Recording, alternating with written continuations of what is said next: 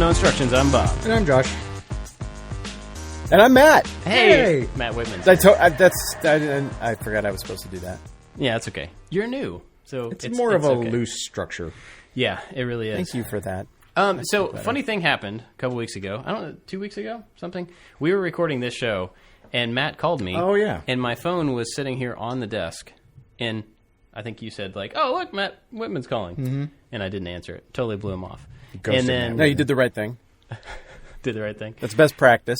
So later on that night, I was driving around, and I called Matt back. And the phone answers, and I hear him giving the wrap-up to his podcast, and then he goes, oh, yeah, my friend Bob Claggett's calling. I'm going to go get that right now. So just oddly enough, we both ended up on each other's podcast. So today, we decided just on the same day. Actually get the schedule correct, get together, and hang out. So that's what we're going to do. For anybody that doesn't know, Matt, give us the spiel as to who you are, what you do.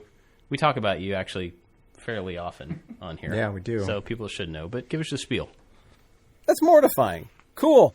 I'm Matt Whitman, and I'm from the West, where I like to do mountainy things, and I like the history of ideas, particularly religious ideas. And so I do a thing called the 10-Minute Bible Hour on YouTube, where I talk about the history of theology and religion and the Bible, and try to do it from a fun educational perspective so that people who don't think all the same things I think could still enjoy hanging around. And then I do a daily podcast on the book of Matthew right now that is cleverly also called the 10-Minute Bible Hour. It's a 10-Minute Bible Hour podcast. And it's more like actually 10 minutes-ish. And so it's a weekday morning thing, and we just try to have fun and keep it loose and process through the text without my dumb biases screwing the whole thing up or without me telling you what to do. So that's pretty much it. We lost a little audio. It's going to be a little sketchy because we're all like doing remote stuff. So if there's weird But gaps, I think they will hear him fine. They will. But if I act weird or you act weird, If we go, we can't hear each other. Right on. It's because we don't know what he said. Yeah. But we heard the end of that. So good. I thoroughly enjoy, and I've told you this, so I'm not telling you this. I'm telling everybody listening. I thoroughly enjoy the 10-Minute Bible Hour podcast. I listen to it. I was really behind. I didn't start until you were probably 70, 80 episodes in. And then through my time running, I caught up very quickly. And so now it's something running will do that. Yeah, yeah. It's a lot of time. Because you're moving faster than normal moving. So yeah. I'm going to one up you that way too. Okay, go for it. I've been a 10-Minute Bible Hour podcast patron from the first day. Well, I think I've been a patron from the first day, too. Not from the podcast. Like you were one of the first 9. Oh, were you? Dang, Josh. Oh, you knocked over my reindeer. Reindeer Speaking of reindeer, I mean, real quick, Matt does not have a set to build because I didn't tell him to get a set to build. But today, Josh, this guy, we're both working on the Elf Clubhouse set from Lego. I got us a little Christmas set. It's adorable. Yeah, it's seasonally appropriate. Yeah, so I love it. I love Christmas stuff. Yeah? It's just magical. And every year you get at least a month of magical folklore kind of stuff from our shared heritage, and it's just fun and delightful. And I lean into it. And I already got Christmas lights up. We haven't even Thanksgiving'd yet. I went and bought 2 of those deer. You know, the light up deer? Oh, yeah. And yeah, I'm concerned. I think some of the neighborhood kids are repositioning my deer. I admittedly was one of those neighborhood kids. How can you not? Have you seen the poses of the 2 deer? It just begs for repositioning. I'm super disappointed, though. Also awesome. I'd like to punch/high five those kids. Yep. And that's why I don't get them, because I'm inviting that, and I can't be like, you dang kids. I would have done that too. Yeah. Did you think about pulling out I'm going to do that right now that you mention it. Yep. We used to go around. I would get the deer in position, and my friend would go and pull like a single bulb on a strand, but not all the way out. Just so it would break contact and a whole strand would go out. Right. Because we were just mean butthole kids with nothing else better to do. Well, that's not what we got together to talk about, oddly enough. So Matt and I were talking on the phone the other night, and he wanted to talk about The Mandalorian. And yes, I did. I like to talk about The Mandalorian. You know, it's this show on Disney Plus about a man named and his DeLorean. It's about a guy I don't with a know car. if we're talking about the same show. Yeah. Like, I like that show too. We can talk about that one. Yeah, let's talk about that one instead. No, so we're going to talk about The Mandalorian. And Matt just said he wanted to talk about it, so I'm going to let him take over and start the conversation. Welcome to the podcast. Okay. Please lead the podcast. Yes. Okay, well, you guys are working on something, so I'd like to make myself useful. I'm not building any elf playset. So what else am I doing? It's not a playset. Other than hosting a podcast. It's going to be great. Okay, but let me get this figured out first. Now, Robert, I know that you are full on locked in on The Mandalorian. There's no way you're even an episode behind, correct? Correct. Because you have the soul of a champion and a fighter. Oh, yeah. And there's no way you would let a week go by with the internet knowing what's going on with that story. I mean, the internet will never be ahead of you on Star Wars. Is that a fair statement? That is a very fair statement, yes. Golly, I like you. So, like the one time that I've hung out in your neck of the woods, I remember I showed up there and you were like, we have some time to kill. What should we do? I know, let's go to an 80s toy store. And I was like, yes, yep. Oh, that's correct. that's a You fun understand outing. me really well. Let's go there and let's look at Ram Man for 15 minutes and make comments about all of our fond memories of Ram. Like, we thought about Ram Man for He-Man longer in those 15 minutes than the people who invented Ram Man thought about Ram Man. We're reading way too much into this stuff. That is true. But all of that is to say, that means that I know that you are reading deeply into The Mandalorian as well, but I think it's meant to be read into. Joshua, are you a Mandalorian viewer? Were you bluffing earlier? I'm in trouble now, and I have to get on my game. Yep. I was referred I don't to know as your Joshua. middle name, but if you tell it It's to okay. me, I will abuse it. Thank you. I Joshua also Randall. love The Mandalorian. Okay. We have a thing here on Fridays where Anthony and I will work from home to give Bob time just to kind of hang out here, and we will do remote work because we all work on the internet. And my kids go to a homeschool group on Fridays, and so they all leave the house around 9. And as soon as that door closes, cozy up on the couch, and I crank up The Mandalorian, and I get to just excitedly watch it without a bunch of kids screaming and trying to interrupt and answering 1,000 questions. So as soon as they come home, dinner time, we sit down after dinner and like, okay, now we're going to watch The Mandalorian all together as a group. But in the meantime, I can like ask leading questions to my kids to try to prepare them for what's going on because I already know what's going to happen by that time.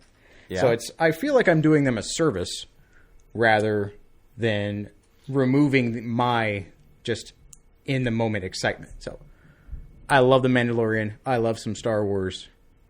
And it comes out at 3 a.m. I think on Friday. I guess tonight. I'm not that diehard. Yeah. But I'll watch it in my jammies in the morning. Okay, Now, all right. Anthony, so on we're the all other framed hand, up. who's on the other side of the computer, has not watched Yes. any He of hasn't this seen season, it. but he's forfeited his right to not be spoiled. We've wanted to talk about it. Yeah. So we're going to wreck it for him then. Yep. Yeah. I mean, what can you do? Okay, so I think we got some ground rules set up. That is that we all enjoy this and appreciate it. We're going to have some opinions about it. But obviously there are people who are listening who have not watched the program. And maybe that's because they're like, I don't know. I don't like to watch. I'm not into space stuff or whatever. And my recommendation to them would be, you're going to want to watch this, but also we are going to just start spoiling plot things right now. Oh, And yeah. I think if they cared, they'd already be watching. So I feel like that's the moral arrangement we've made with everyone who's listening. I think that's fair enough. I'm sure it'll be in the good title, on this? so it's not going to be a surprise. Okay, all right. Okay.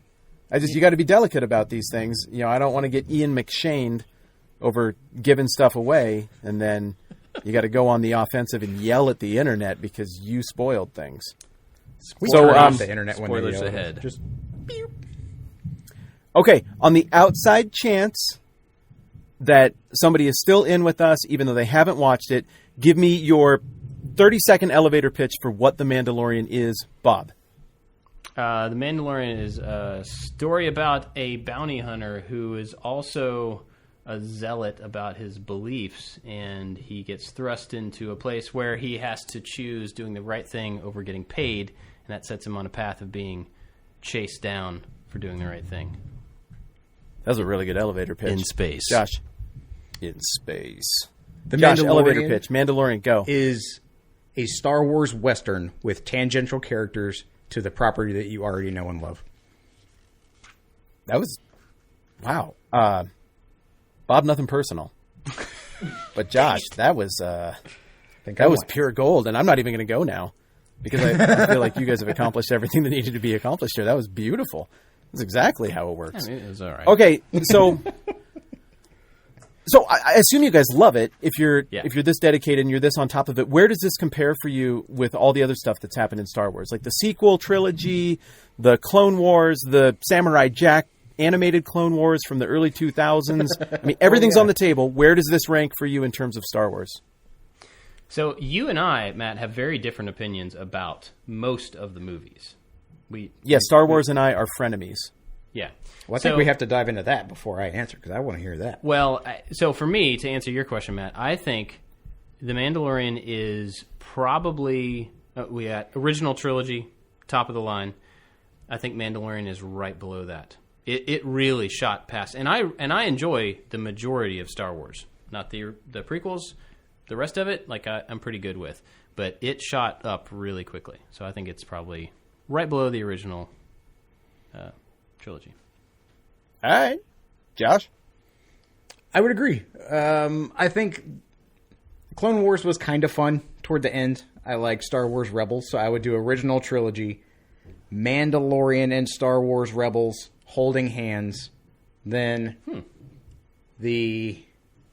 some of the newer movies, and then the prequels are not even in this conversation. Yeah. Okay. They're fan films made by fans who barely saw the original. Saw a poster of the original. Okay. Shots fired. All right, what about you? Mandalorian is the best thing that's happened in the history of the Star Wars universe for me by a relatively wide margin. Very nice. I like the universe, even though it's wildly imbalanced and inconsistent in terms of who can do what. I mean, it's basically a low magic fantasy universe that occasionally your low magic users can just run at light speed, except when it would actually help them. And so there are so many things that have happened in the movies where you go, well, now that wrecks the other 8 films. What are you doing? Well, then why didn't you do that there? Do you have force-o-meters? Do you have some kind of like power that was depleted? Like I see sometimes Yoda gets tired after he moves things with his brain, but it's so inconsistent. Oh, we can heal people now? Well, wait a minute. I can think of a few times that would have come in handy. Yeah. And so for me, I love the universe, but I'm constantly frustrated by the Star Wars universe because it just doesn't work. Like, Pre Vizsla can whip Obi-Wan Kenobi? What? Why? Like, who is in what position in the pecking order is maddening to me, and what people can pull out of their hip pocket to defeat rivals is maddeningly inconsistent to me. That said, clear good, clear evil, main characters until the sequel trilogies with problems. Even in the prequel trilogy, as clumsy and poorly written and delivered as that was, the main characters had flaws. And for me, the dividing line between drivel that I watch because it's eye candy and it's kind of fun, and, oh, that was actually, care and effort was put in, is right there. Do the characters you see the story through the lenses of, do they have problems that are legitimate? And is there some process by which they overcome that leads them to heroism and victory? And what I can say for Star Wars is they do that well enough throughout, but The Mandalorian is just on the next level in terms of consistent storytelling, look, feel, integrating practical effects and CGI just a little bit, and a character you love, and the age-old Wolverine and Jubilee, Jean Reno, the professional, and Natalie Portman. I mean, that cold-blooded killer with the innocent, vulnerable youngling. I just love that dynamic. And then to mix that together with Shane, where you get the gruff cowboy hero that rolls into town and runs off the ruffians. And we need to talk about the music, but I'm going to let you guys talk about the music. I mean, for me, it tops out. And I would say my second place would actually be the Clone Wars animated series, but not all of it. I mean, when they give me 5 episodes in a row where droids dink around in a storage container, like, what are you doing? This is TV for babies. And in the next episode, like, a group of Mandalorians are going to shoot and kill a bunch of people at a mall. Like, how you can't, thematically, you just can't jump between these two things the way you guys are doing it. So it's not perfect, but when the Clone Wars is on its game. I thought it was brilliant. After that, I would go episode 5, episode 4, episode 6, and then some other stuff happened. So as the Star Wars universe has expanded, I have went back and given more credit to Rogue One. Because I originally kind of poo-pooed on Rogue One a little bit. Mm-hmm. A little bit. But then whenever Solo came out, I immediately went back to go I'm sorry, Rogue One, you deserve a little more credit than you got from me. And I think some of the, like you talked about visuals, I think The Mandalorian, with the way that it's shot with the 360 LED projection screens, are amazing. And even now with the newer season, like with the last episode when the Razor Crest fell in the water, looking at that, it visually looks fantastic. And I think some of the the world building, some of the macro shots, I think that dramatically improved with Rogue One. How you got this low Earth orbit view of some of the cities and some of the destruction. And I think that is starting to influence the newer stuff. I think it's starting to influence The Mandalorian a little bit more. Yes, they're doing smaller stages, but when it is bigger stuff, the space scenes, you're going from planet to nearby planet, and so you're getting a lot more detail, you're getting a lot more texture, you're seeing a lot more, which makes me care about those planets that they're flying past, even if they're going pretty fast relatively. So I think because at a subtle level, it feels like that's actually a planet where people who have value live. Yeah, and I think that with The Mandalorian diving deeper into the worlds that you don't get to see, or the worlds that you see a single representative of, is really fascinating, because it could be anything. It could be anything on those planets. And when they're flying by stuff that is smaller, or they're just saying the name of a planet that I might not have heard of, with all of the library of Star Wars places that we have been, how many of them on the big screen have been oh, that's a deserty one, or oh, that's an ice-looking one. And so you get to kind of it seems as a fan that they're kind of phoning it in the big screen Star Wars, to where now you can pull out the deeper cuts and go, let's go to where this one weird-looking creature existed that nobody asked for, but we're going to have an interesting story, interesting characters, and now it's going to take place on this planet that literally anything can happen at this point. And they're opening it up, and I think it's super fun. So one of the things I think is the best about The Mandalorian, in context of the rest of Star Wars, is that it's the only thing that isn't just interesting because it ties back to the original trilogy. Everything else only matters because the original trilogy was there. The Mandalorian can stand on its own, and it doesn't care. Now, granted, we're starting to see other characters come in, and you're like, oh, that was in that show or that thing. But it doesn't care about Luke Skywalker. I like Luke Skywalker a lot. I like R2-D2 a lot. It doesn't care about those, and it works without them. And I think that is part of what makes it really stand out. It's becoming its own thing, which is what the sequel trilogy should have been. Yeah, its own thing, and they just missed it. So I think they're getting. Did they ever? Well, let me ask you this, Bob: who's your favorite character in all of the Star Wars universe? Oh man, say Lobot. Lobot. Just say burrito. It. Just say it. I don't know. Spaceship guy. I'm not sure that I have those this is Matt's Lobot imitation. For anybody who's listening and not watching, Matt doesn't have a lot of hair, but he does have big headphones on, and he looks a little bit like Lobot. Not a little. I don't think I have a favorite character. Somebody's asked me that before, and I think I have a bunch of favorite characters for different reasons. So I don't think I can narrow it down to one. Okay, give me a couple. I do like Luke Skywalker. I like Return of the Jedi Luke Skywalker, where he fought through it, kind of owned it, was on his way to becoming something great. I like that one. I like R2-D2 a lot, and I like Han Solo. R2-D2 is the most important character tactically. If you go with a simulation overview theory, the outlook on the entire Star Wars universe, and you start moving pieces around, and you're like, what if this person wasn't here at that moment? R2-D2 is the hub of everything. Everything you love is crushed so many times over. Yeah. without So does he have a soul? I don't know. It kind of feels like he might have a soul. Well, the newer movies made it seem like if he did have a soul or some kind of battery source, that it started to fade. And that really got to me, because R2 is my favorite character out of the entire Star Wars universe. for a lot of those reasons. Like, he is dependable. He is there. He is low key, but he's there in a pinch, right? You can hang the medals on Luke and you can hang the medal on Han, but I always imagine that there's somebody, like, on the inside panel of R2, somebody has spray painted little, like, dogfight stencils on the inside of him for, like, everything that he has done. Every time he saved everybody's life, there's, like, a little tick everybody. mark. Like, they just, like, say a little thanks like you're signing a yearbook on some kind of panel, and it just has the laundry list of important characters from the entire universe in there to when he saved the day. And That's incredible, like, because you have this whole universe of characters that look like you and me, kind of at least. And you guys are both telling me that your favorite or among your favorite characters is an upside-down trash can. Mm-hmm. Yeah. Like, it doesn't look anything like there's nothing relatable about R2-D2 in terms of physical appearance.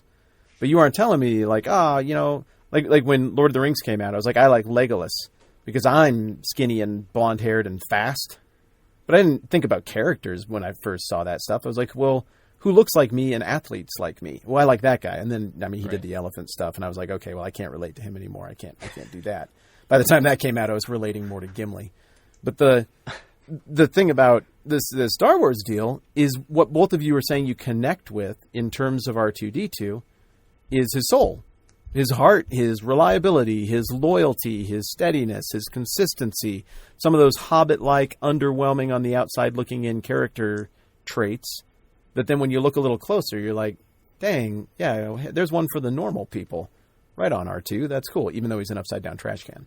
Right. And I think even R2 being the upside-down trash can, we're introduced to him in the timeline, right? So in the prequels, like when you first meet R2-D2, he's a mechanic. He's one of a few mechanics that just was standing in the right place. Right.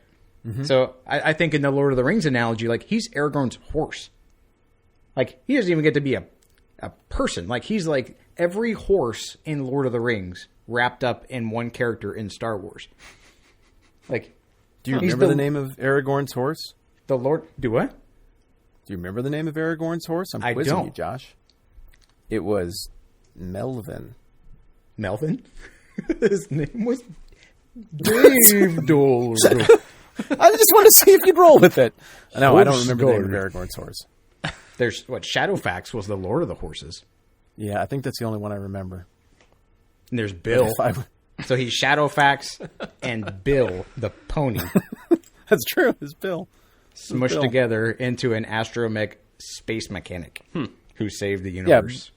So R2-D2 is just standing in the right place at the right time, but he had the character to rise to the occasion, is what I'm hearing you say. And I think that's the real, like, key heroic indication. Like, that's Bruce Willis in Die Hard. Is a regular old person happened to be in the right place in the right time and lived up to the moment. But he just lived up to a whole bunch of moments. Yeah. Yeah. Okay, so Mandalorian. Let's tie this back. Oh, I am tying it back. Okay. Oh, I got it. I thought you guys were doing the host Legos. talk. I thought I was going to get that for you.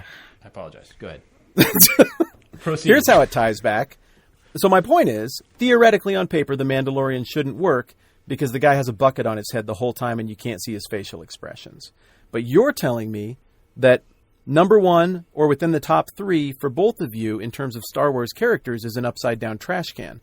Which means that for all of the flaws of the Star Wars universe, one thing they know how to do over there is take a character that doesn't look like you, that shouldn't be relatable, and make that character relatable. And I think that is one of the amazing achievements of The Mandalorian is, I mean, I know what the guy looks like because I watched Game of Thrones, but, well, and after what happened in Game of Thrones, maybe it's good to put a helmet on that guy. But you don't relate to him in any way because of the mugging and the facial expressions and all of that business.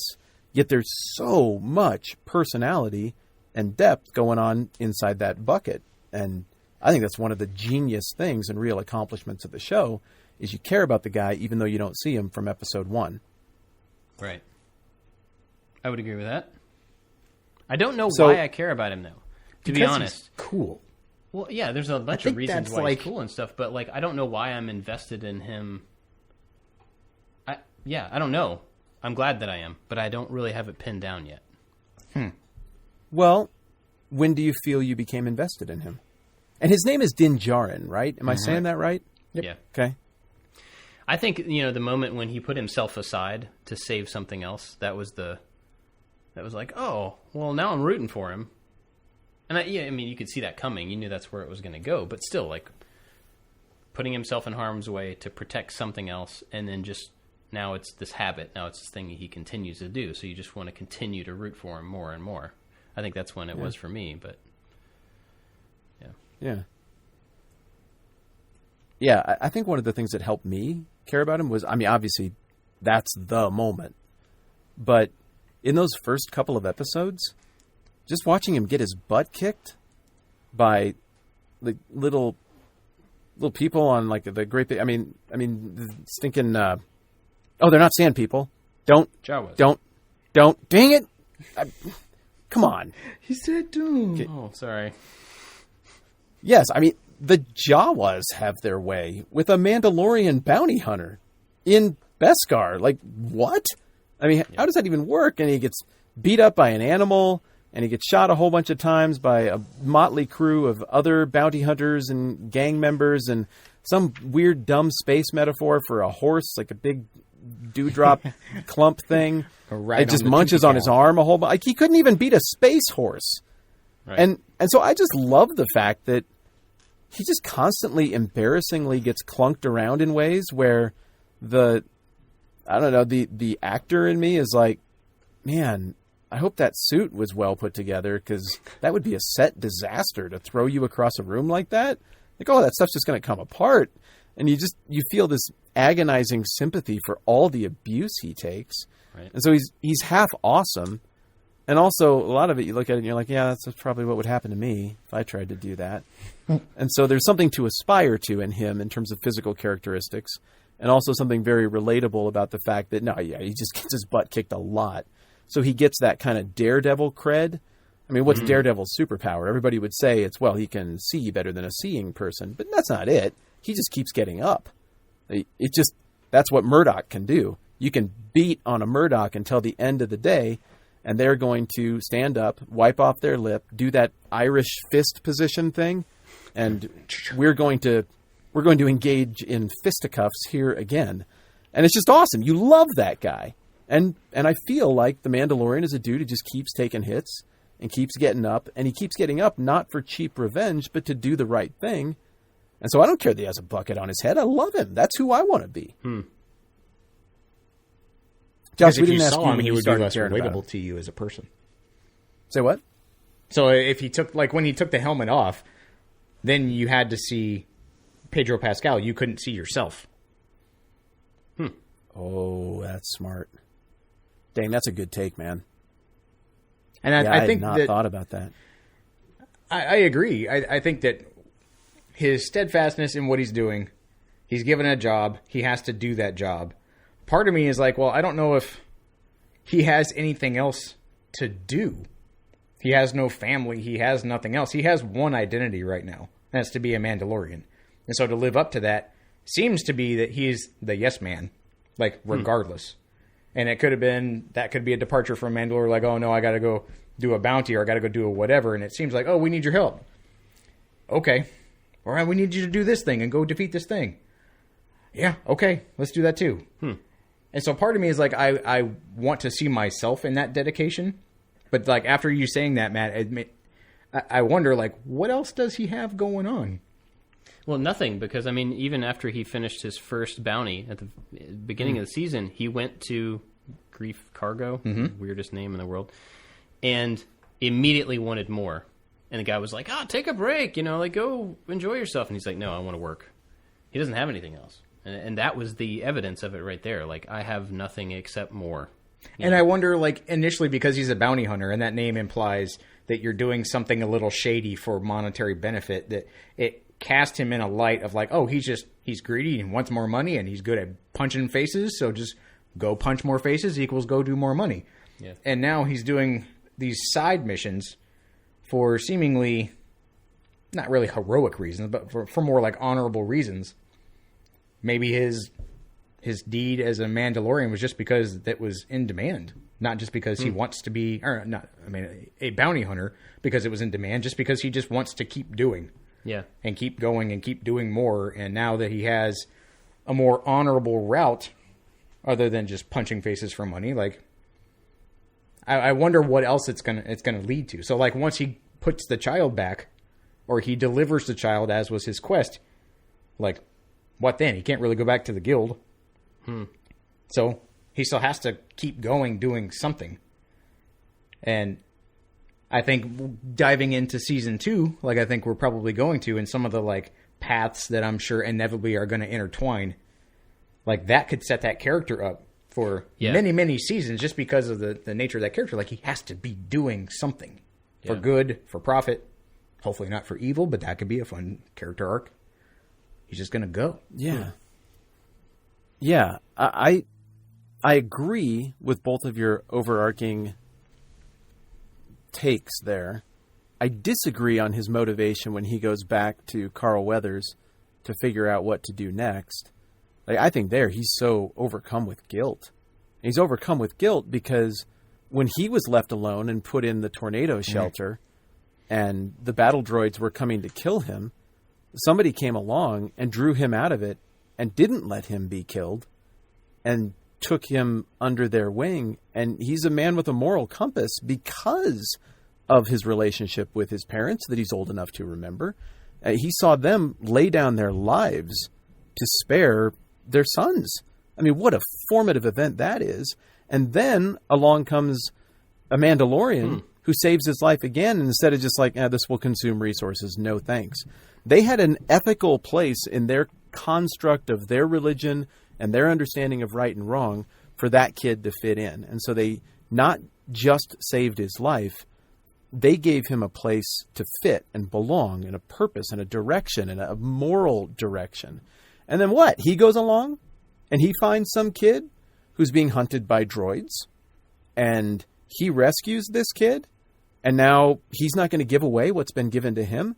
I do this Bible thing that we talked about at the beginning, and lots of people have lots of opinions about the Bible, and I understand. It's a book that's been around for 2,000 years. A lot of weird crap gets done with it, and it's a big book. It's confusing. It's cool. But like one of the central themes, whether you think there's a God involved in that document or not, is that Jesus' expectation in the New Testament is anything God has given you, you're supposed to give that away. You've been given forgiveness, you got to forgive other people. You've been given grace, you've been given patience, you got to give that away. And so I think what happened is a very profound moral moment where he just wants to get away from the utter feeling of hypocritical guilt that is racking his soul because he did not give away that thing which was given to him, which was the most decisive, important gesture that anyone had ever given him in his whole life, and he withheld it from somebody in need. So give me somebody to shoot. No, I do not want to go to a Twilight bathhouse. I want to go kill some more people. I want to go far, far away from all of this. Right. But he can't bring himself to leave the planet. And that's the moment I fell in love with him, was when he's sitting there in the Razor Crest, thinking it through. And of course I could be projecting here.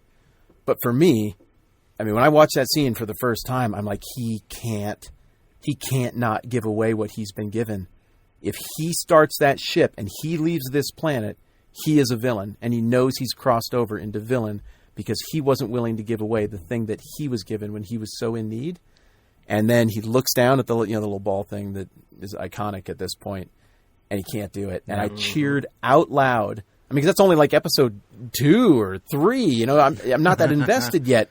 And I cheered out loud in the room, and I do that thing that I do where I get emotional over a handful of very narrow ideas, but there's just things that give away what you've been given thing. It just triggered me, and I did the thing where I don't cry in front of my kids, but I do that. Like just that little, I got this, I'm cool. And I was in love with the show from that minute forward. I mean, what a beautiful, motivating tension to move our character forward. I mean, what is so expensive for him to give away what he had been given, and dang it, he's going to do it anyway.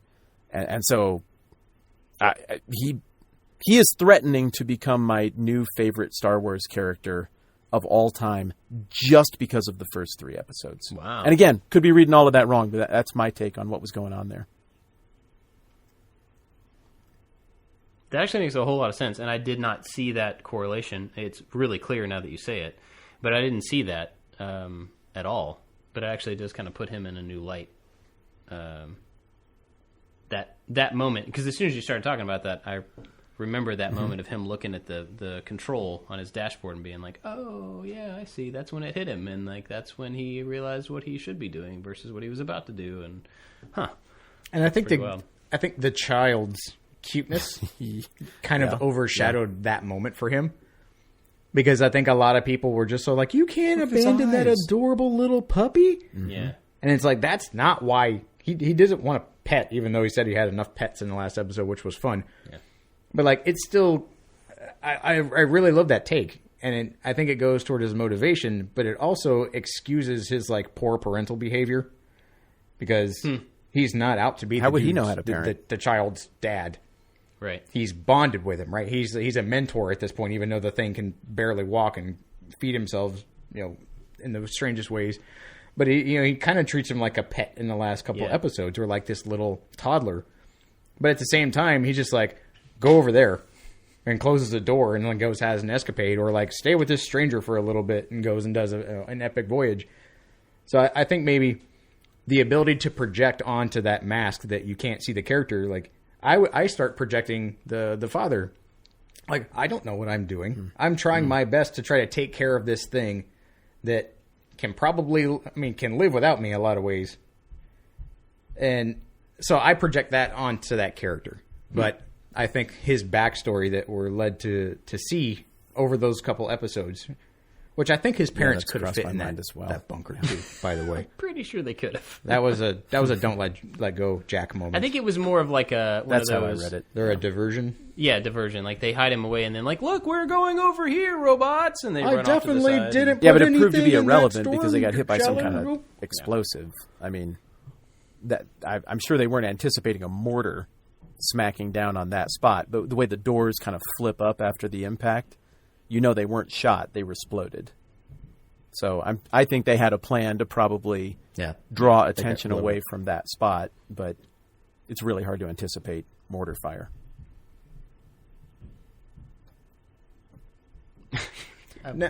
Now, do you think a lot of the positive attributes you put on the Mandalorian is that he is disciplined and like steadfast to a code? Like, is that important to that relatability, or to that just liking the character for the non-emotional I've been interested in Bob's take on person that it is? Because it's hard to, like you're saying, it's hard to connect with someone that's you can't see their face. Exactly one of the questions I wanted to ask you when I called wanting to talk about it. So I want your take before I give mine. Like, how much do you think Josh's question, how much do you think the discipline is important to you caring about the character? I think it's a lot of it. I mean, he's got a duty to, as a parent, I love my kids a lot. Yeah, my kids can also be turds. People. A lot. Yeah. And so in those times of them being terrible, or me being impatient with them being as they should be, is probably more of the truth. That's when the duty of being a father kicks in. That's when it's just like, well, I know what I should be doing, even though I'm looking at you and I'm angry, or I'm frustrated, or I'm irritated, or I'm tired, or I'm whatever the million excuses I could come up with. I have a duty to be these things for you, because that's what I signed up for. You're good at it. I decided at the beginning. And so, thank you. Like you were saying before, he's not a father, and he doesn't have those same things, but he does have I agreed to do this thing. And so I'm just going to figure it out as I go, but I'm going to stick to that. Because he's had a million chances to be like, I don't know, I tried, but I accidentally kicked the kid off the boat, and like, I don't know, what monster got him? I don't know. There's monsters everywhere. You got to, cut me some slack. I gave it a shot, but he doesn't do that. Like, he doesn't relent on that thing that he signed up for. And and how about that moment that you just referenced? I mean, season 2, he lets his guard down because he wants so badly to believe that these squid people can take him to others of his kind. And in doing so, his boneheaded decision and inattentiveness that is usually a strong suit betrays him. But worse, it betrays the kid. And the kid ends up in the gaping maw of some giant lamprey monster that we don't get to fully see. And again, that was one of those moments where I didn't do the because the kid got kicked into the mouth of that monster. I did it because Dad went straight into the fires of hell to save his kid without a second's hesitation. Yep. And the reason that I had that emotional moment right there with 2 of my 3 kids inside each of my arms and the other one in front of me all gasping in terror was because I hope I would do it. I mean, I'd boast about it, casually over drinks. Like, yeah, would you take a bullet for your kid? Oh, yeah. But I don't know. Fear is a real thing. And so all of that violent conditioning, that Spartan conditioning that Din Djarin had gone through, to see him channel all of that violence and experience with hostility into, I don't care what this cost me in this moment, my sole responsibility is to protect that kid. I mean, it wasn't even a thought. It was beautiful. What a moment. What an evolution of the character. Right. So when he jumped in, my first thought was, I mean, the kid, the monster pulls him down and he just immediately goes straight in. And my first thought was, he's going to drown because that helmet shouldn't keep him alive. Mm-hmm. Like, he's giving himself up. Like, I don't know how this would work out story-wise, but, like, he's not in what he needs to go down there and kill a monster. Now, obviously, he was, and they have some special air tightness or whatever. But it wasn't just like, well, I'm in my spacesuit, so I'm going to go underwater and fight the thing. It was like, I don't have what I need to do this, but I'm going to do it anyway. That was my first thought, because I didn't think their helmets would seal, and they should be able to breathe underwater. It doesn't look like maybe they couldn't. I don't know. But yeah, and it's the second time that I can think of in the show where there's a moment of clear concession to death. And I don't know. I mean, okay, well, I can imagine on dry land what it looks like for him to go into the belly of the beast and emerge victorious, because I saw that in Season 2, Episode 1. I know that can work. We're led to believe that maybe Boba Fett did something similar. I think we get a preview of an explanation for how things may have worked out should Boba Fett have survived the Sarlacc pit in Episode 3, based on what we saw Din Djarin do. So we've seen that, but it never felt like when he was holding the bantha and trying to get the crate dragon to devour him, like he was laying down his life. It's a plan. He's got this one. But when he was facing the egg, horned monster rhino thing, and it's just this. It's this. Yep, he stuck the knife out. Okay, here we go. Like, I will die with a weapon in my hand. This is the last ditch. This is my That's last all it was. Like, it's over. I'm dead. The kid's dead. I gave everything I could. There's nothing else I can do. But I will not go down without the last option I have to do what I'm here for. And he's not even in dad love with the kid yet at that point. And to me, you're right, Bob. I had the same reaction. To me, it looked like I will die, but maybe there's the slightest chance. I don't know. This is dark to think about. But if my kid were in a situation where it is unfathomable that both of us come out of whatever they got into, and pretty much unfathomable that either of us would come out, I think I still go in. I just love them so damn much. And what would the rest of life look like for me if I didn't? I mean, I lost a brother. There's nothing I could do about what happened to him. Yeah. Nothing. Yeah. And still, where does my brain go? I mean, we haven't talked about this, but you can guess where my brain goes. Like, one more phone call. Like, if I just checked in the morning of the accident, like, maybe that sets things back 2 minutes or even 5 seconds. 5 seconds would have solved that. And on something that there's no guilt to be had. I mean, stuff happens. Accidents happen. It's sad and I miss him, but accidents happen. Still, you take those counterfactual hypotheticals with you through all of life. How much more so would you do that if you truly loved somebody who was your charge, yours to care for, and in that moment you froze, you did nothing? And so, yep, it was another weepy moment for me, dude. And I will dial back the emotion on how much this has brought out of me, like from a 9 out of 10 where it's been for the last 10 minutes here to like a 5, just for the sake of us enjoying our conversation more. Sorry about that. I got a little into it. No, I think that's awesome. We've cried on this show before. Oh yeah, totally. It's easy to forget those moments because they pass by so quickly in the show. right? Like Yeah. you see that happen, and you're like, oh man, and then look, more Lasers. Mandalorians. Oh neat, there's more.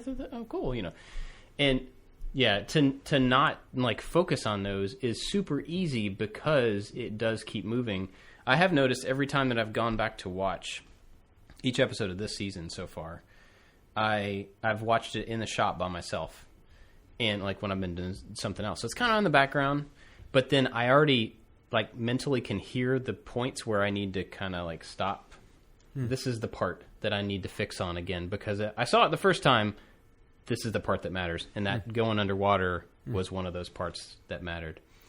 And so, I mean, I think in the moment you can easily pass over theirs and kind of not process them fully. But if you go back and watch that stuff by yourself, I think you fix in on some of it.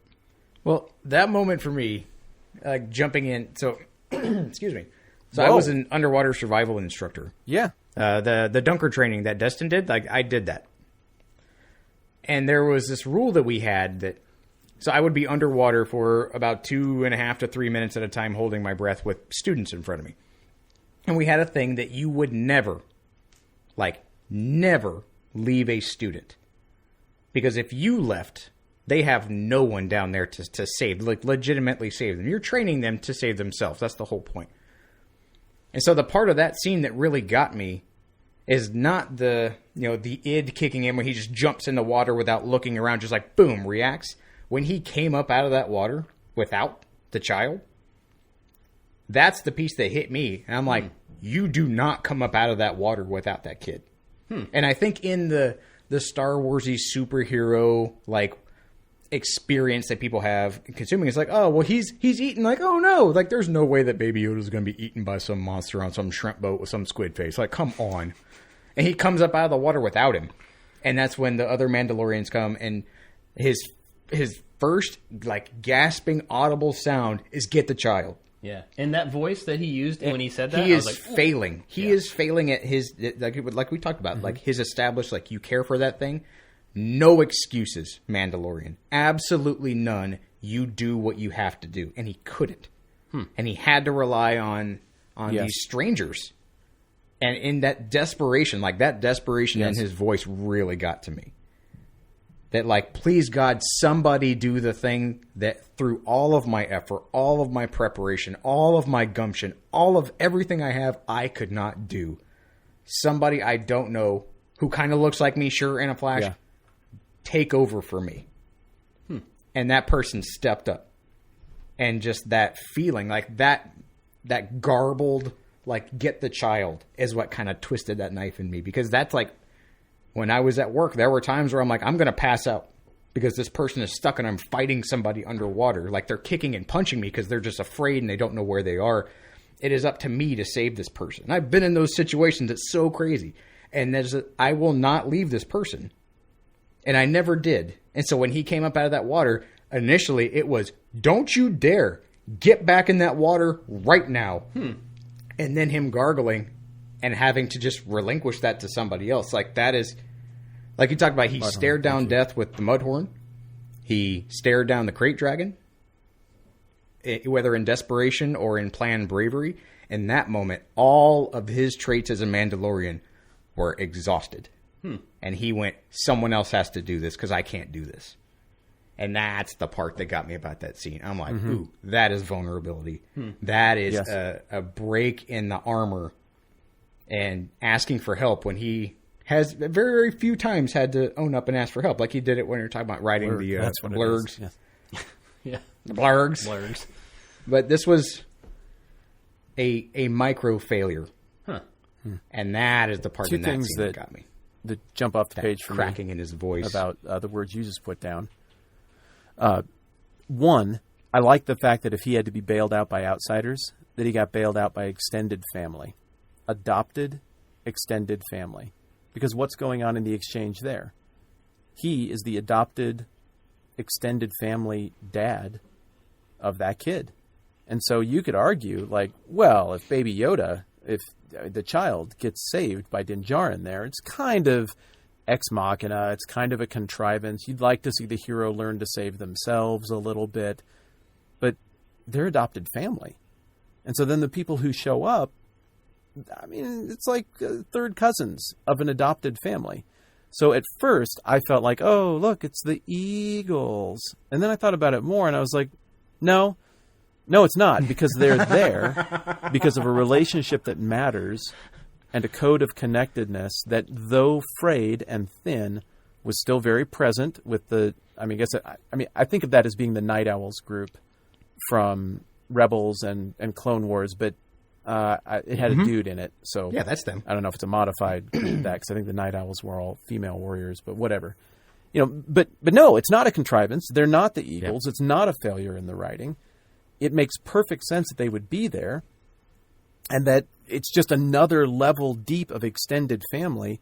So it's almost like, in that moment, the child who has been adopted is no longer just adopted by an individual, but now is adopted by the adopted family of his adopter. And so I thought it was a pretty cool thing. And the second observation that I have from your remarks, which I thought were incredibly insightful, Josh, is that in the defense of Din Djarin, the helicopters don't have 8 rings of teeth. They are not animated, and they are not trying to eat you. So, I mean, you're working against somebody else there. I'd be prepared to cut him a little slack. And he did go back down. Like, before the rescue happened, he was trying to get his heir to go back and take another. I mean, what a horrifying claustrophobic situation. But I said I only had 2, but Oh, yeah. Yeah. My wife hated that part. She used to come to work and watch me, and she would hate it when I did that job. Excuse me, that choked my own spit. When I did that job, to watch that, she's just like, She was visually unsettled. Like, yeah. But I think, going back to the question I asked about discipline, I think it's very just welcome as a viewer to see people who are disciplined and who stick to a code. And the moment that they show up, one of their kind is like, get them. They're like, done. Good perspective. Right. Yeah. There's no more than that. It's that scene in the town when he's like, yo, I need you. We're going to go like bash some people. He's like, whose car are we taking? Mine or yours? That dedication to, like Matt, like you're talking about, to family. And I think everybody wants, whether they actually have it in real life or not, they want their family. They want that tight group of people to be there for them no matter what. And so he had never met those people before. They shared, as we come to find, like some dissimilar beliefs, even in their family circle. But they have that tightness. They have that relationship. And it was warming to see in like an era of just uncertainty that there is discipline. There is steadfastness to a cause. And there are people that are willing to just to be there and to openly sacrifice for a complete stranger. Right. Even though they share like the smallest thread.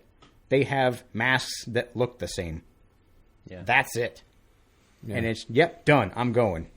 And I think we would all like to think our neighbors or our community or our family would have that same just apprehension to hesitation when it comes to help or camaraderie or togetherness. And I think that scene in particular, like, I envisioned a whole bunch of people around me just being like kind of holding each other a little closer when there's just that family element, the strengthening of a bond between people that is really not that strong. Yeah. Right. Yeah. Like, that could be any of us. And one of the things to kind of go off that, one of the things I really like about his character is that he's a superhero, but not because he's a superhero.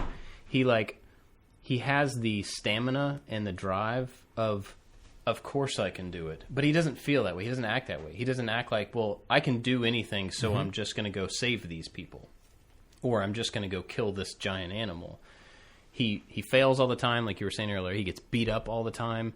It's not like he walks through the fire and comes out and says, well, of course. I can do this all day. I can do whatever I want to. He's not that guy, but he still has the experience and the traits and the outcome of being a superhero only because he's unhumanly driven to do something. And I would add to something the right that's thing. Really cool because, it's easy to... I think he has a code, and I think he cares about the right thing, not just something. Yeah. Right, yeah.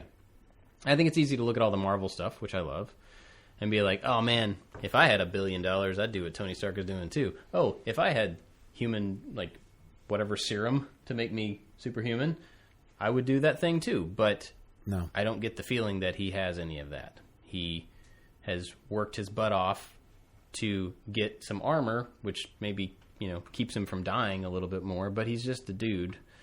And I think that shines in moments like that where he has to jump in after the thing and he doesn't have the physical superhero-ness to just stay underwater long enough to get it done. I think that it comes out where he goes there. charging down the hallway full of stormtroopers to throw the like, grenades Well, to somebody take had one to, for or the they were all team. going to die. He wasn't probably It's expecting his to come out of that. superpowers are discipline. Yeah. I think that goes His back to that R2 His trait. superpowers are discipline and adoption. That's it. So he is Batman. I mean, he gets adopted by his butler after the death of his parents, and except I like him. I mean, the psychosis thread of how Batman has evolved is it's not present in the Mandalorian. The other thing I really like about the Mandalorian is he's humble. It's just I mean, you just referenced this, Bob, but it's this humble. Yes, I can handle my business. I mean, it's like your rugged individualist man of the West. It's a cowboy. I mean, he is a Wyoming cowboy, and I fancy myself that guy. I mean, my family is Wyomingite. I'm Wyomingite. I live a couple miles from Wyoming now on the South Dakota side, but I mean that. Look, you're a man of the South. There's something about being a Southern man. That means something. It is in your blood a little bit. It affects the way you conceive of self. And I really respect it. There's something about being a city guy. It gets in your blood a little bit. Like you're a person who moves in the city in the night, and it affects the way you conceive of self. There is something about being a person who intentionally lives in a wide open, wind-swept place filled with the biggest, meanest animals that still live on our continent, and voluntarily going into the wilds every day because you want to. And it doesn't make you brave or awesome or anything like that, but it just gets in your blood. There's an identity to it. It's, of course, overwrought and a little bit nonsense, but also a little bit not. And so I look at the Mandalorian, and I connect with him more than any character I've ever seen in the Star Wars universe. I can't move things with my mind. I would love to. If I could pick any power, it'd be telekinesis, Kyle. It's not even close. I would murder myself with lightsabers on my first day. I can't do that. I'm probably not particularly good at piloting a starship, but that be brave and go into difficult places and lean on careful preparation and hard work. I can't do it as well as Din Djarin, but I can a little bit do that. I'd like to aspire to that. And so I connect with this guy so much more than any other character I've seen in the Star Wars universe, and I've only seen his face for a second. And I think that's, maybe I'm predisposed to like him because of where I'm from and how I spend my days, but man, it's working. And I don't think so, though. I mean, I think you find those things in common with him, but I find different things in common with him. And the things that you just mentioned are things that you can practice. You can't practice magic. You can't practice, force jumping. I barely practice normal or whatever. jumping. But those are actual things that you can intentionally get better at in your own life, and that's the stuff that you're going to connect with anybody. What do you guys think about the child? Do you feel like he has a character, and if so, that character is evolving? Or do you feel like at this point he's still more of a prop, a MacGuffin? Go ahead. I think that arc turned into a bump in that respect. Yeah. I think in season 2 he has not pulled his weight as much as he had in season 1. Like he's now, I think, a prop. He's a gag, and we're 3 seasons into season 2. And 3 episodes. 3 episodes. Sorry, 3 episodes into season 2. 3 episodes into his appearance in season 1, like he did stuff. He not only was cute and poked behind, the blanket and flew around in a little thing. He's moving entire mudhorns with his mind. Mm-hmm. And so I'm wondering when he's going to stop being like a puppet and start kind of contributing again. Like, yes, he is. He's baggage at this point. He's not not even a sidekick, or he could have been a sidekick in the last season, and now he's just like he's a pet. I feel like, and maybe this is giving them too much credit, but I feel like the team that's making this is thinking about everything, and so I have to assume that his propness so far in this season is either on purpose or is going to get rectified.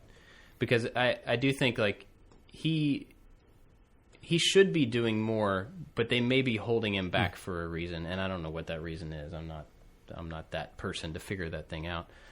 But I also think that they're expanding the character list so quickly, which I enjoy from a fan perspective, but makes it harder and harder for him to be important as more than a piece of luggage. Baby Yoda? Yeah. Oh, okay. Because like he's the purpose of Din going out and meeting these other people and moving along. But if we just continue to focus on the two of them and Baby Yoda wiggling his hand and saving Din every once in a while and whatever, then you don't get the stories of Bo-Katan coming in and saving everybody. Oh, we got to get to that. Ahsoka coming in and saving whatever she ends up saving. And yeah. Okay. So I think he's a prop, I would like to but think I think we it's on can purpose. still be friends after I vigorously disagree with both of you. Tension! Okay. I think they made Baby Yoda... I mean, any more of him being a player in Season 1 would have been too much. Then he's the Eagles. Like, oh, well, you should just use your power now. It's like in bad Marvel X-Men universe movies where it's like, I'm so afraid. Oh, now I watched that friend get murdered, and now that one. If you murder one more, I'm going to manifest my mutant abilities and save everybody. And you murdered him. Now I'm mad. Fire from the eyes, death raining. You should have done that before all your friends got killed, you idiot. Like, if I'm related to those three people, I am super mad about that. Any more of the buttons they were pushing with the child, and it would have risen to that level for me. What I love about what they're doing in Season 2 is they're giving a character that can't even talk yet, is effectively an early toddler, a set of problems. He has character problems. He does not have clarity on his empathy meter is still low. Now, he recognizes some people and feels empathy, but others he doesn't feel. And so everybody got all bent out of shape because Twitter and the internet and the whole dang thing is just stupid. And if there was a button where I could turn it off for a week right now, I'd push the button. Like, we need a reset on how to talk to each other and how to get along. But of course, Twitter melted down about the eggs thing, and I get it. It's a metaphor for genocide or abortion. I mean, it doesn't matter what you think politically. There's something to be mad about or read into it there. But here's what's actually going on. It's consistent with the child's character flaw, which is that his empathy is not yet developed after 50 years of life, and he's not quite sure what gets treated which way, and he kind of takes cues from his adopted dad, but he doesn't know. And so he pops those eggs that are unfertilized, by the way. So yes, it's kind of funny. Yes, it's kind of cute. There's a little bit of a gag there, but it's not so funny when he's getting eaten. And when he comes out of the belly of the beast, we see a little bit of a softening. Now, I don't want some cheap transformation where he goes from having problems to, oh, there was a 5-second moment where I was in the belly of a beast, and wow, maybe eating other things isn't so nice because I didn't like being eaten. I don't want it resolved. I just want to see progress. And what did we see? A character that can't talk and is effectively a baby made character progress on his weakness. Because now that egg is hatched and he's hanging out with the frog people, everybody's like, oh, he's going to eat their baby. I'm sorry, I can't go there with you, Baby Yoda. Do not eat that baby because I will turn on you. And he doesn't. There's an empathy that is developed. There's an awareness of, oh, somehow this is me. And there's a connection there. And so, the writing challenge of creating a character flaw for a baby in a movie where people get shot and killed, and then having that baby make progress on that character flaw by going through ordeals and suffering themselves is very difficult. It's a big challenge. But I feel like we saw him move forward. So I understand the impulse to be like, I need to see him do more, like, he needs to be Robin. Like, he needs to contribute a little something here. But I feel like before he's ready to do that and point the weapon of his mind at anything else, he needs to get his crap together about where you point that weapon and some set of values or sense of morality about how the world works and who other people are and what constitutes another person. And he's made progress on that. So I actually find him to be a more likable, less horrifying character because of what he's gone through. And I'm liking his progress. And I think you're right, Josh. Well, I think you're both right that we're going to see more of that, the child getting into the action as we move along. But he had a problem that needed to be overcome, or at least made progress on, before you could have him wade out into some kind of pitched battle, or he was going to screw things up. You may now disagree back. So, by that logic, he shouldn't be randomly eating things. Well, I don't know. He's got to make some kind of progress. So I didn't look at that quite the same. I mean, I thought about, I guess, in a similar way, but from when he was eating the eggs, I looked at it as he could be eating fruit. From his perspective, there's no difference between an orange and that floating orange that's in the Sure. Kool-Aid tank. You know what I mean? Like, and then when he ended up with the little frog monster swimming around in the bowl, he was like, "Oh, look, that's like a little me. That's like a thing that's different than fruit." And so, I guess it's a similar, a recognizing two different things, but I didn't quite get the same, empathy towards it based on his own experience, because as soon as he got kicked out over the monster, his egg shut. And then he didn't see anything except for noise and blasters and water until the thing was ripped open when he was out. So I didn't quite make that same thing. But still, progress forward in what he seems to have defines changed. as He seems life. like a less flat character after the episode. And who knows? I mean, we just don't have enough data. It could be that we're, not we, because you're not reading into it. It could be that I'm reading into that character arc. But all the characters who matter in this show change. No flat main characters. They all have an issue, and they all grow and evolve. Yeah.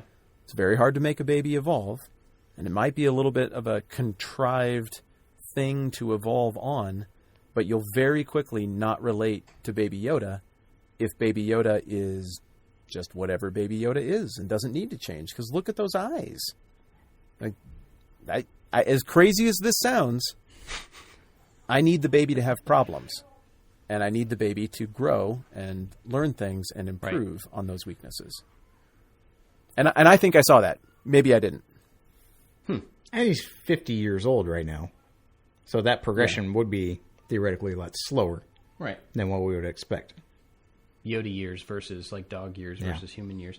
Well, okay, I don't want to rush this, but we are over an hour, and you mentioned Ahsoka, or I mentioned Ahsoka. Okay, let me ask you this question. Let's jump to that. Josh first. Do you like Ahsoka Tano? Okay. How much do you care about her? Why? I care about Ahsoka a lot. I think Ahsoka is an amazing character. I haven't finished Rebels, so apparently there is one key component of her character that I need to put into this puzzle. So, say 5 episodes before the end of Rebels, I very much like Ahsoka's character. I think the discipline, she has a path, she has agency, like all those things I really love about that character. The potholes that greater Jedi have fallen in, she has not. I really respect that. So, from what I have in the canon so far, I think Ahsoka is a great, great character. I think she's a good character. I'm not in love with... I mean, I think she's fine. She's a variation on the Jedi thing, and I think that's what I like about it. The fact that she has the Force power and chose not to be the Zealot, which they're like, their main goal is to be a knight. Woo. Like, I don't know why that's so important. Like, you can use the Force without that. You can make your own lightsaber without that. You don't have to be a part of the club. And she chose not to. So I think that's cool. Just the fact that we have some variation and it's not these like super polar, well, my eyes are going to be yellow and my name's going to be Darth, bleh, or I'm a knight and I wear the robes. Yeah, she's a third-party voter. There is voter. something in the middle. Finally, I think that's cool. Yeah, She's a weebelo. She doesn't want to be the Yeah. I guess so. Yeah. Do your kids like her? Your thoughts? I think my daughter likes her a lot because she's a female. She gets stuff done. She can, take care of herself. She's smart. She's fast. Stuff like that. Which I like those things about her as well. I don't know that they have the context for. I think my daughter likes the female characters more, obviously, than my boys do, because she identifies with them. But I think my daughters love she's Asajj just another Ventress. character. They look up to her. It's someone they aspire to be like. The haircut, they're used to it. No, Haircut. my daughters. She's got really all nice three of my lipstick. kids just do adore her makeup. Ahsoka. Far and away their favorite Star Wars character. Not even close. My middle daughter had this little blue shirt when she was a little girl that said Jedi in training, and it's this little baby Ahsoka with her, reverse lightsaber grip. And I miss that shirt. They get old. And I love them now. Every day is the new best day I've ever had with them. But, I miss Jedi in training time. That was wonderful. And we were in Yellowstone. We live right next to Yellowstone, so we run over there all the time, several times a year. Just go over and hang out and go to the obscure places. But this time we were at Old Faithful. We were eating at the restaurant there across the way, waiting for Old Faithful to fire up. And there's a dude in there, and he has a typical green tattoo on his arm of a nondescript Mandalorian. You just couldn't tell you for sure who it is. And my daughter noticed the tattoo. And he's like, hey, you know who that is?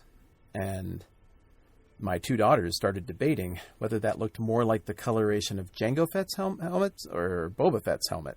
And he was kind of tickled by that. And, he was patronizing young kids. And so he goes movies with them. He's like, do you guys like Luke Skywalker? And that was invitation enough for my kids to go into every obscure bounty hunter. And, Bosk is an interesting character. And I think, oh wow, kids, you're doing well. You're bringing up the names of Star Wars characters a guy with a Boba Fett tattoo hasn't heard of. I love you. I'm proud of you. This is a big moment. But Ahsoka, she's the queen of Star Wars for them, and I love her too. A little bit Mary Sue-ish at times, but like Josh was saying, she's just good, consistently good, and her fighting style is cool. And I don't know if I've told you guys about the thing that I have, because I have daughters, with the little girls in the dangerous situation, but they're brave and they move fast and they demonstrate courage against these giant, imposing figures that want to hurt them and others, and they stick up for people in need. I just bawl. I don't know. I don't cry that much.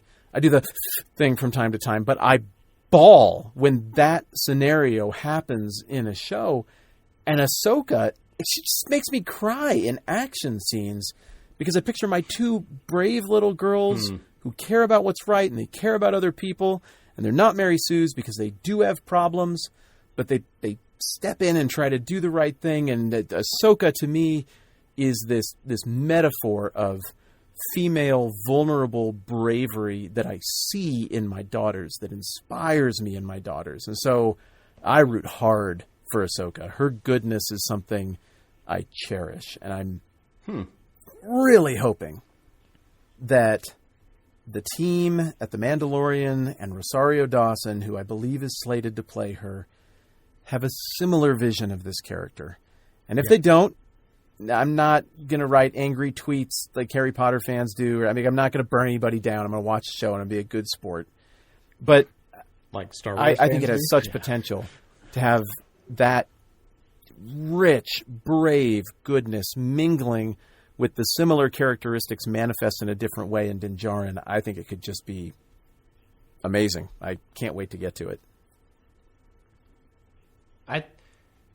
I think that the people running Star Wars know how important she is to so many people, and I think they will do it right. Because if you look at like the Clone Wars, the last season of the Clone Wars, I personally don't think it needed to happen at all, but it happened because people wanted more Ahsoka. Now there were other characters and whatever, but those are merchandise she's the reason characters. that happened. And so I think they totally. Well, I'm hopeful. I think like I said, if they don't, I'm not going to throw a fit. My opinion. I want to throw a scenario out to you, gentlemen. Okay. Because this is now a Disney property, and I think The Mandalorian, I think Mr. Filoni, Mr. Favreau have done a great job of fending off the Disney heads, not leaking Baby Yoda before merchandise was ready, keeping things close to the chest. I wonder if, because I've been burned by the last trilogy, I wonder if they're going to try to get Din Djarin and Ahsoka to kiss. Or be married or something. I don't think it fits trope. the characters, I don't think so. but a little bit of tension wouldn't hurt. I don't think so. Yeah. I don't think it does either. But again, I've been burned before. She lifts his helmet I don't off. think I need that. No, that's like Mulder and Slowly. I don't need it either. I think they're going to be at odds, honestly. I think if anything, it's like I don't trust you, you're a wizard. You scare me, and I don't put up with people that scare me, from his perspective. And from her perspective, I know enough Mandalorians to know that you are a little bit different. You don't take your helmet off. You've got some weird thing that you're in, like, let's just, like, you hand me the baby, I'll take care of the baby. Well, she had an awful set of run-ins with Death Watch. She's just gonna have a plan an for him. of Death Watch. So I mean, his ally, big machine gun guy who he was fighting with in the catacombs is Pre Vizsla, leader of Death Watch's like brother or something. So the guy who salutes as they fend off the bounty hunters. So he's chummy with people who were a part of what was characterized to the Jedi as a terrorist organization, who Ahsoka is going to credit with everything that went wrong under the reign of Duchess Satine in Mandalore, that ultimately ended pretty ugly with Darth Maul's presence there and everything else. So I think you're right, Bob. I think you are headed for tension, and I really hope, Josh, that I don't know. They've done a good job with stuff I didn't expect so far, so I'm not demanding any outcome of them. I don't want cheeseball. I do want depth. I do want Ahsoka to have problems and to have to grow and overcome them. And I want my daughters to see that.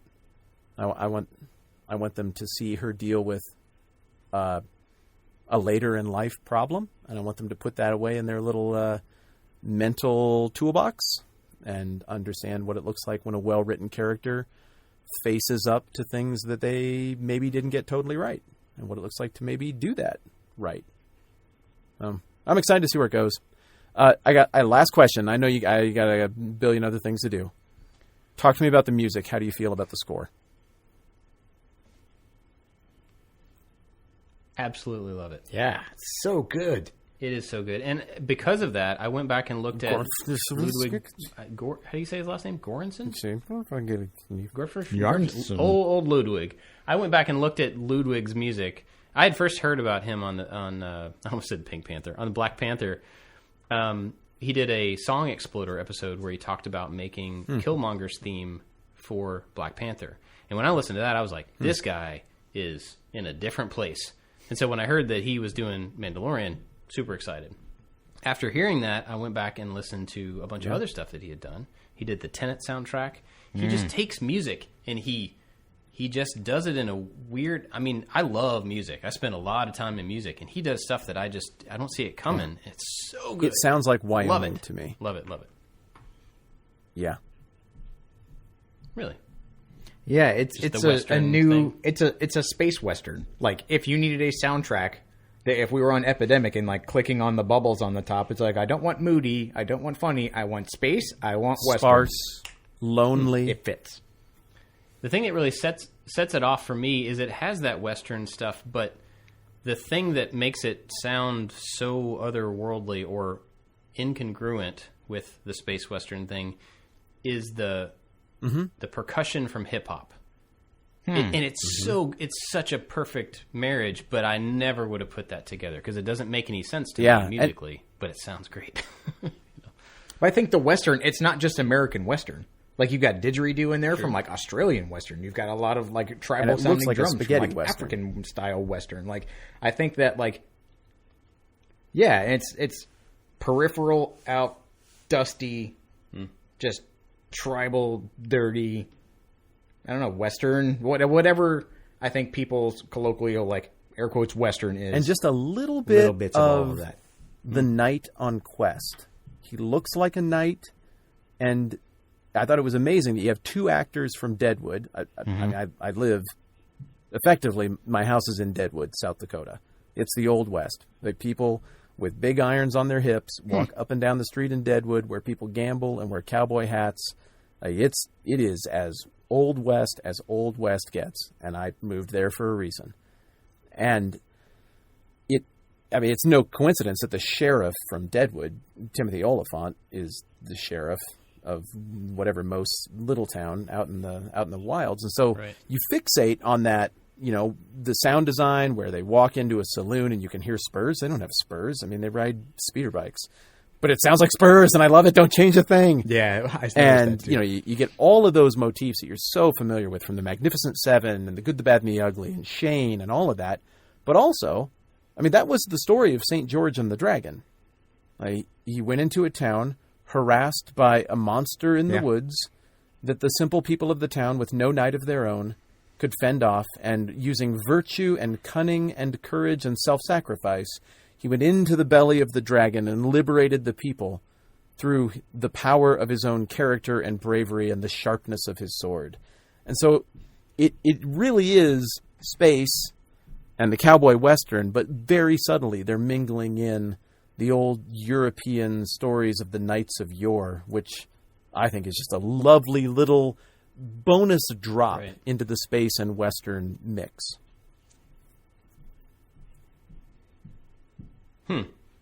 Yeah, I think there's been a few, I can't think of them offhand, but I think there's been a few different, very obvious parallels to that, I don't want to say era of storytelling, but mythos, right? There's been some very clear, that's way back in the whatever, and I don't have a good example. So when he went to the little shrimping town where he was going to hide out, he went to the prairie community with the humble farmers, and they're being tortured by the horde.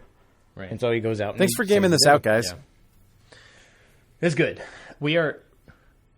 Should we do a little Patreon exclusive? Because I know you do that for Brain Pick. Yeah, you bet. Do you have a couple more minutes, Matt? Are we keeping you from anything? Okay, so how about we say bye now? Okay. And then we take another. We talked about pros and cons, because a lot of the pros and cons we get are from our Maker Alliance. Yes. They're not exclusive for Maker Alliance. So next week or so, we talked about putting it out on Twitter so we can get some pros and cons topics from everybody who is on Twitter, apparently. But from more people. Yeah. But I think a little short after show with some quick so we can get to know Matt a little bit more in our context. Yes. And, Matt, we're about halfway through the season.